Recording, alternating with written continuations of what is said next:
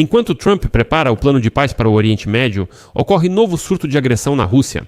Hoje, o principal alcoólatra da Rússia e vice-presidente do Conselho de Segurança, Dmitry Medvedev, fez nova ameaça, agora contra Donald Trump, e declarou que o fornecimento de mísseis de cruzeiro americanos Tomahawk para a Ucrânia terá sérias consequências para os próprios Estados Unidos e, pessoalmente, para Donald Trump.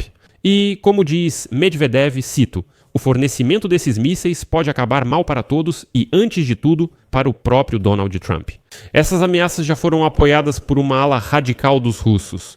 Por outro lado, Peskov, porta-voz do presidente russo Vladimir Putin, correu rapidamente até os jornalistas e disse: parem, vamos nos acalmar. E pediu, na verdade, publicamente para Donald Trump uma ligação urgente com Putin, porque, segundo ele, há todas as possibilidades de organizar negociações de emergência.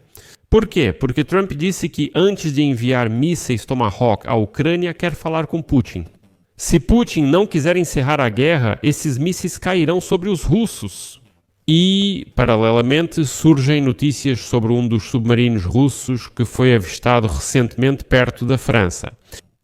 E descobriu-se que houve um acidente com vazamento de combustível no submarino russo. E esse submarino emergiu não para espionar as tropas da OTAN, mas sim porque estava com defeito. Além disso, hoje Donald Trump fez uma declaração bombástica dizendo que Steve Witkoff, seu enviado especial, foi até Putin sem absolutamente entender quem é Putin. O que é a Rússia, onde fica a Ucrânia? E ele disse que, na verdade, ele não entendia nada de política. Então eu fiquei surpreso sobre o que eles conversaram durante 5 horas inteiras.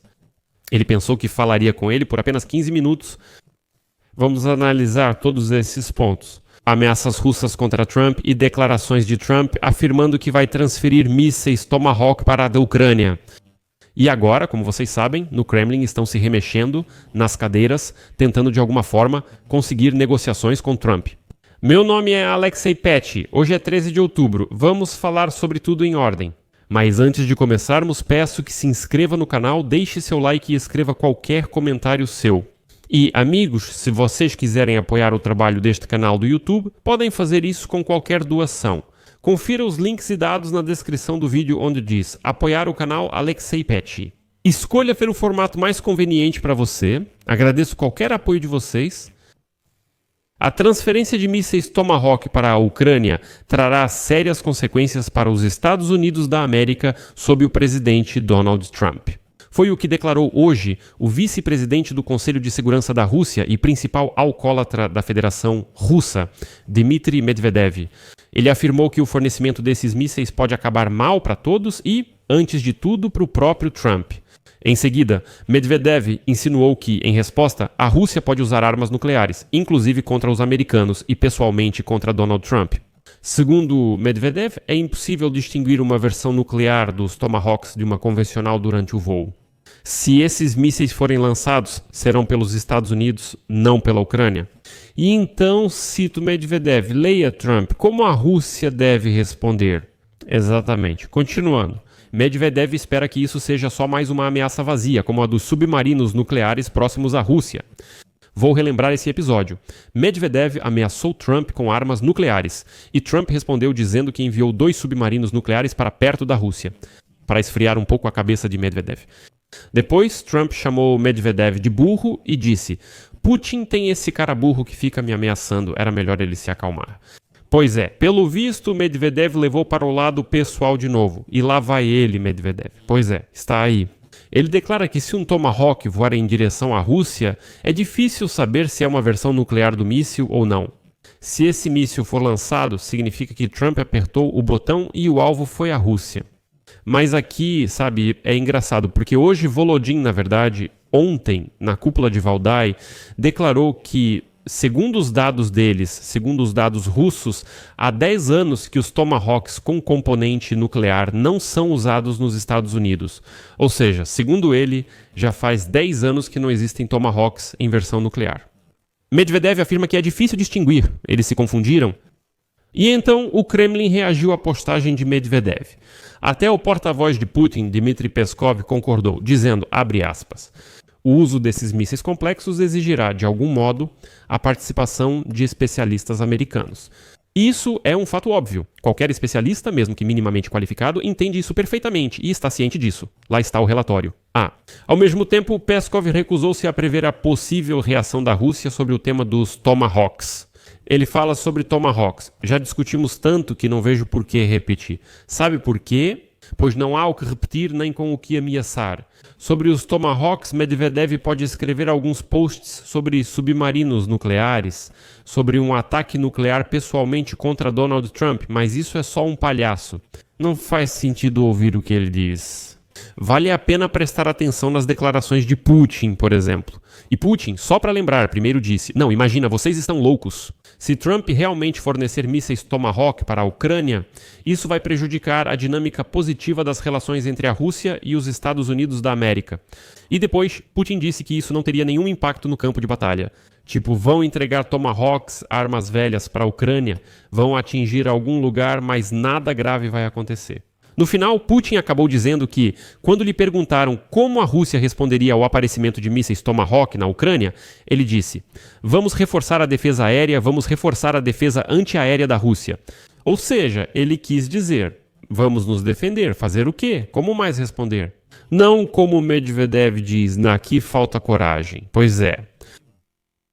E eu repito mais uma vez, sim, Peskov, Medvedev, Putin, Lavrov, todos eles repetem a mesma coisa, que os Tomahawks não podem ser lançados sem a participação dos militares americanos.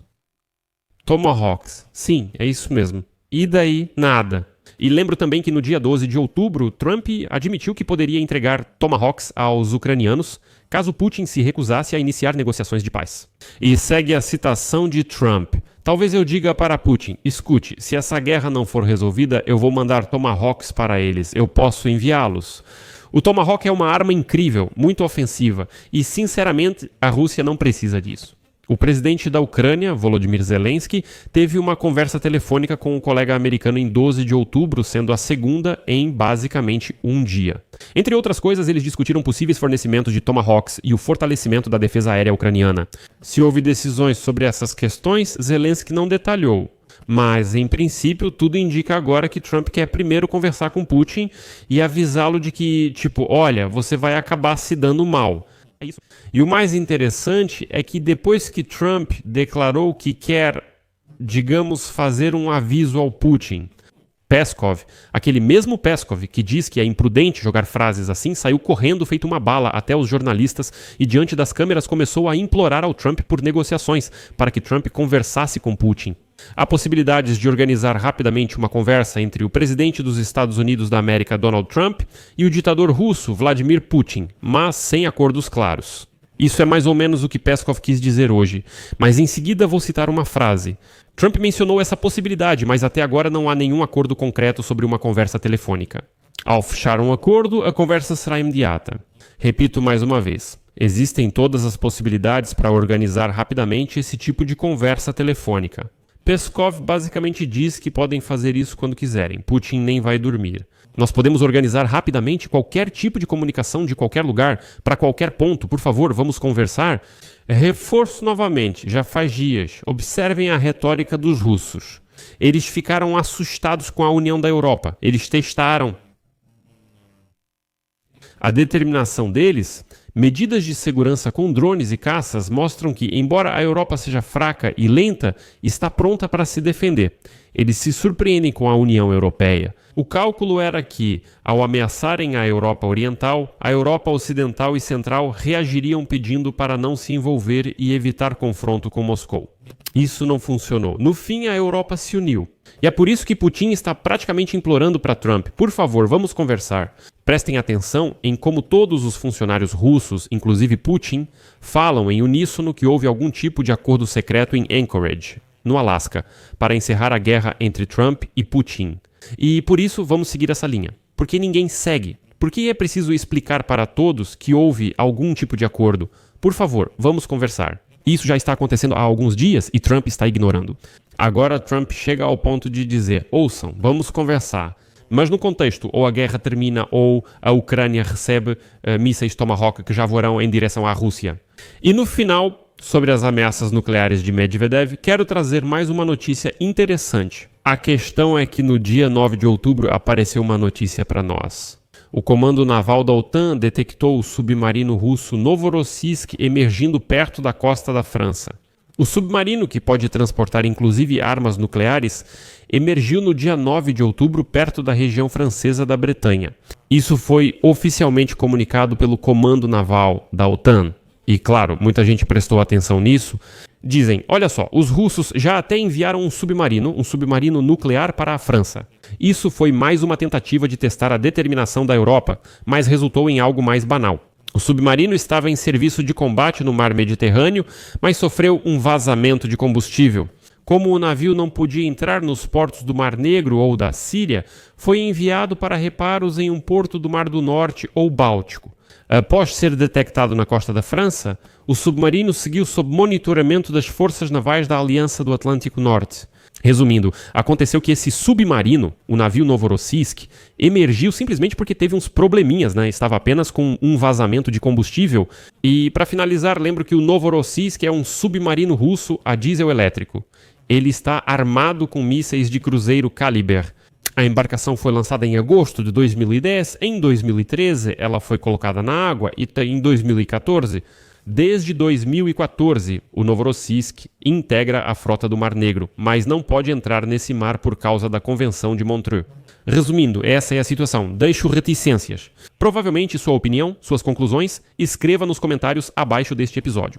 Inscreva-se no canal, ative o sininho e não se esqueça de deixar o like. É isso por hoje.